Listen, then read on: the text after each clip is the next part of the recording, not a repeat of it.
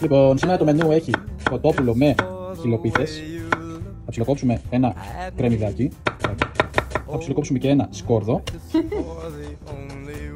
Λοιπόν, και τώρα θα ροδίσουμε το κοτοπουλάκι μας. Βάζουμε ελαιόλαδο. Ωραία, θα το ροδίσουμε λίγο και από τις δύο πλευρές και μετά θα το βγάλουμε.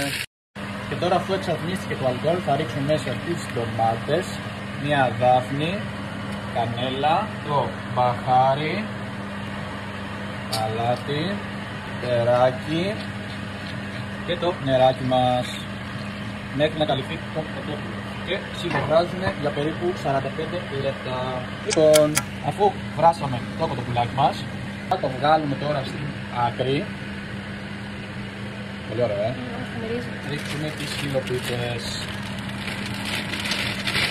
Λοιπόν, οι χιλοπίτες μας είναι έτοιμες. Βλέπετε πόσο ωραία έδεσαν με τη σάλτσα μας. Και πάμε να σερβίρουμε.